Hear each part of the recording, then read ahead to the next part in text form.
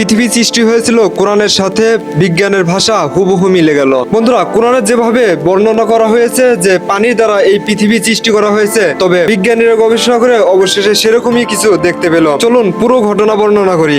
বিজ্ঞানীদের মতে প্রায় 4.54 বিলিয়ন বছর আগে দুটি গ্রহের সংঘর্ষের ফলে পৃথিবীর সৃষ্টি হয়েছিল। এই ঘটনার ফলে পৃথিবী গঠিত হয়, যা পরে ঠান্ডা হয়ে একটি কঠিন ভূত্বক ও বায়ুমণ্ডল লাভ করে। সময়ের সাথে সাথে এই গ্রহের উপর প্রথম জীবন উদ্ভব ঘটে। সৌরজগৎ সৃষ্টির প্রায় 100 বিলিয়ন বছর পর দুটো বড় গ্রহের মধ্যে তীব্র সংঘর্ষ হয়। এই সংঘর্ষের ফলে দুটি গ্রহ একত্রিত হয়ে বর্তমান পৃথিবীর জন্ম দেয়। সংঘর্ষের পর পৃথিবী ধীরে ধীরে ঠান্ডা হতে শুরু করে এবং একটি কঠিন ভূত্বক গঠিত হয়। এই নতুন গ্রহটি একটি লোহা সমৃদ্ধ কেন্দ্র এবং একটি বায়ুমণ্ডল লাভ করে। পরবর্তীকালে জলীয় পদার্থের বিভিন্ন সংমিশ্রণের মাধ্যমে পৃথিবীতে জীবনের উদ্ভব ঘটে, যা প্রায় সমস্তই জলের মধ্যে ঘটেছিল বলে মনে করা হয়। প্রিয় বন্ধুরা, এখানে জলের কথা বলা হয়েছে। আরেকটু আধ্যাত্মিক গভীরে যাই। বিভিন্ন ধর্মীয় ও আধ্যাত্মিক বিশ্বাস অনুসারে পৃথিবী সৃষ্টির পেছনে একজন ঐশ্বরিক সৃষ্টিকর্তা বা একটি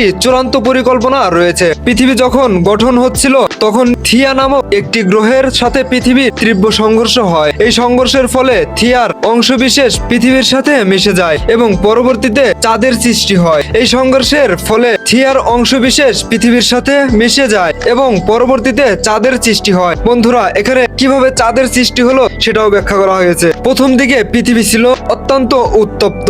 ধীরে ধীরে এটি ঠান্ডা হতে থাকে, যার ফলে একটি কঠিন ভূত্বক তৈরি হয়। যেভাবে পানির আবির্ভাব হয়েছিল, কঠিন ভূত্বক গঠনের পর থেকেই পৃথিবীতে তরল পানির সৃষ্টি হয়, যা জীবন ধারণের জন্য গুরুত্বপূর্ণ।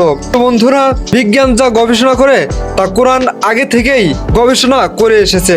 ভিডিওটি ভালো লাগলে পৃথিবীর সৃষ্টি সম্পর্কে কিছুটা ধারণা আসলেও সাবস্ক্রাইব করুন।